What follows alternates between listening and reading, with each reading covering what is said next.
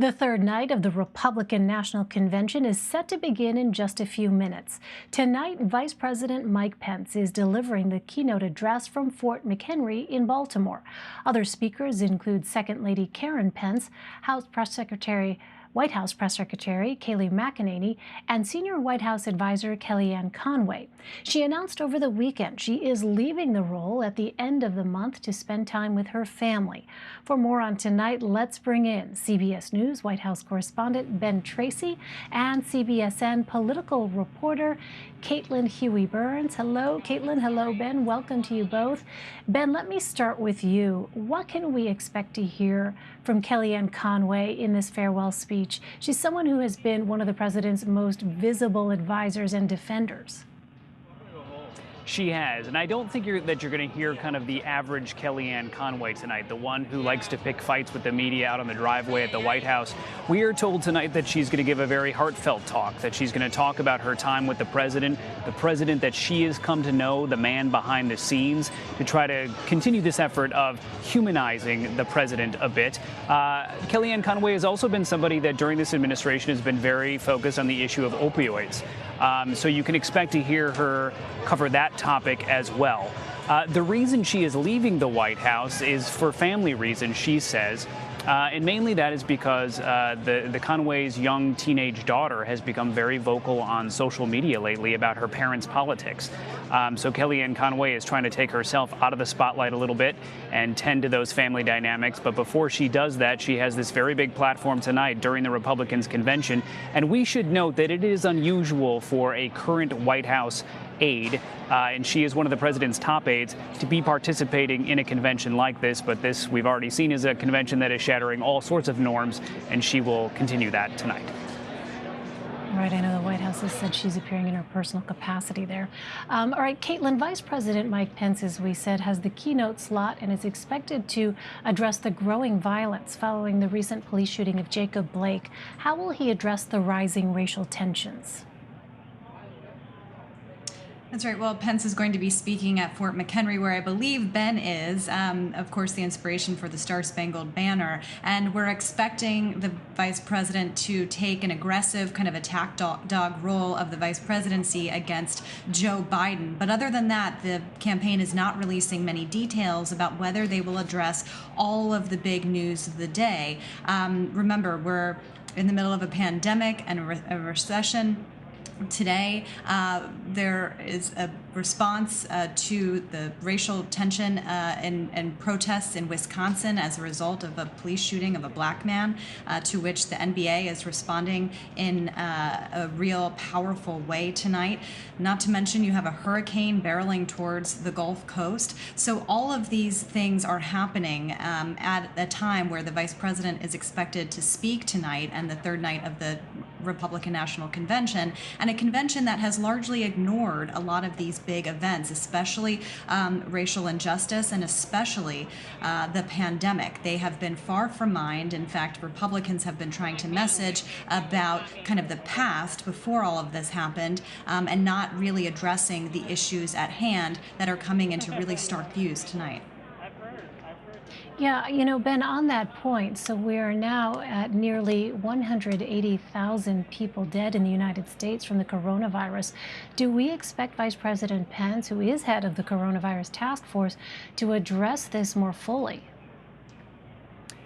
We do. We expect him to mention coronavirus in his speech, but I'm told that he is not devoting the bulk of his speech to the coronavirus, despite the fact that he is the head of that task force, and that he's going to speak about it in more optimistic tones in terms of touting the accomplishments of the Trump administration when it comes to coronavirus. So don't expect the vice president to get up here and dwell on the number of people that are dead or their number of infections. He wants to focus on how they have responded to it, and they believe they have a good story to tell on that front.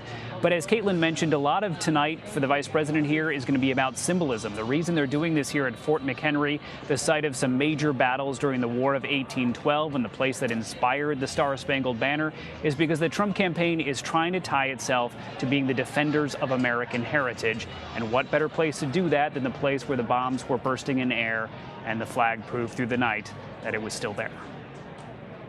All right. Well, Cailtlin, we saw you in Wilmington, Delaware, covering the Democratic National Convention.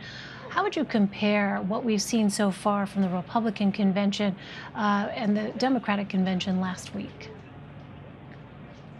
Well, if you're feeling a bit of whiplash after watching last week and watching this week, you're probably not alone, and that's by design. We often see a tale of two conventions come out of these two conventions when you have two parties competing against one another. What has been striking to me, though, however, is that both parties have taken a pretty grim and somber tone, but in very different ways. Last week, we saw the Democrats intensely focused on the pandemic and what they see as pandemics within the pandemic, as it relates to racial injustice, social inequality, and an economy that they say hasn't been working for everyone. That was on full display last week.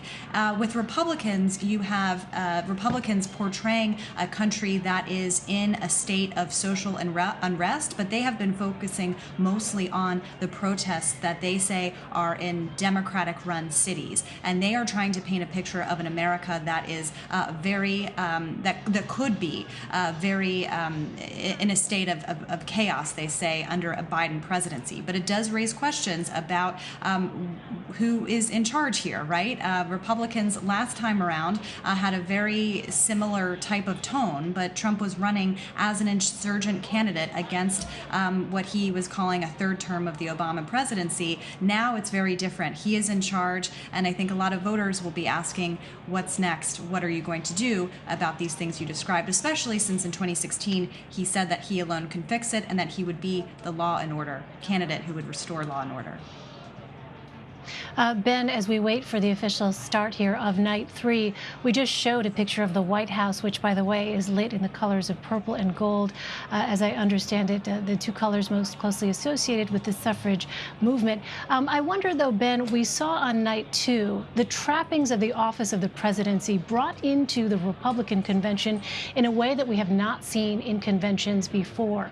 Have you detected at all from White House officials or campaign officials any sense that they feel they may have overstepped with respect to the staging of the convention? No, they are not giving an inch on that. They basically say that all of this conversation about what's known as the Hatch Act, and for people out there that don't know what that is a federal law that basically says you're not supposed to be campaigning on federal property, which the White House certainly is. We should note the president is not, and the vice president, for that matter, are not actually subject to the Hatch Act. This is federal property here, so obviously the vice president gets a pass on that as well. But it is shattering a norm. But when pressed on that several times today, Mark Meadows, the chief of staff at the White House, basically said nobody outside of the Beltway cares about that. I think there are some people that might argue with that because it is a law. But to see the campaign really used almost every inch of the White House, we have not seen the Oval Office yet, but they have gotten into a lot of rooms of the White House during this, and to have a naturalization ceremony in the Cross Hall, to have the president meeting with hostages in other rooms of the White House, and the First Lady in the Rose Garden, it's been pretty striking. And you do kind of wonder going forward, will this become more normalized? Will the sitting president be able to use the White House and all of that stands for effectively like this during a campaign? Very much an open question right now. All right, Ben Tracy and Cailtlin Huey-Burns, thank you both very much. And let's go ahead and listen in now to the Republican National Committee's mostly virtual convention.